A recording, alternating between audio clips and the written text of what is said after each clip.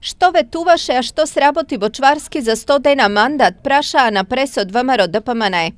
Изминативе 100 дена сме сведоци само на популистички најави и проекти во обид, а ветеното во програмата останува само на хартија. Популистичкиот метод на работа излезе на виделина уште на почетокот на неговиот мандат. Иако наследи позитивно салдо на сметката на општината, оврската за исплата на плати на вработените во јавноста ја представи како најголемо лично достигнување и нов начин на работа. Според ВМРО во кампањата Бочварски зборувал за град без отпад, решавање на сообраќаен хаос, нови фасади на зградите, бесплатна бања и превоз за пензионерите. Но наместо урбанизација добивме импровизација. Општината во овие 100 дена се повеќе наликува на организација која склучува меморандуми за соработка и организира настани, представи колку да може новиот градоначалник да биде присутен во јавноста.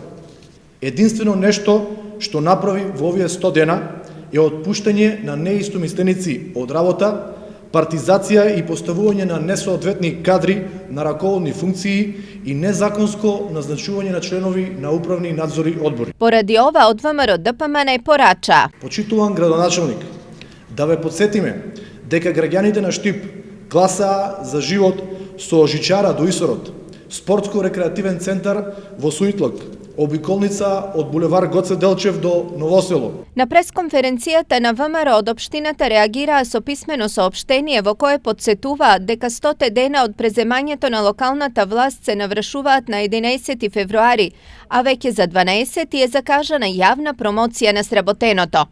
Намалување на цена на вода за пиење, проектирање на нова детска градинка, обезбедување средства за допроектирање брана на река Отиња, овозможување општина Штип да биде првата наредна гасифицирана општина, инфраструктурни потфати, тампонирање, рурален пат, реконструкција и пробивање нови тротоари, коригирање на ниво на шахти, чистење отворени атмосферски канали, укината наплата на паркинг, партнерно уредување на дворно место во градинка во Ново село, дебата и подготовка на сообраќајни решенија, прекугранична соработка, подготовка за прифатилиште за бездомни животни, план за јавен градски превоз, новогодишен базар и слично. Наследивме состојба која воопшто не беше пријатна за работа, но за брз период ја стабилизиравме работата на сите институции.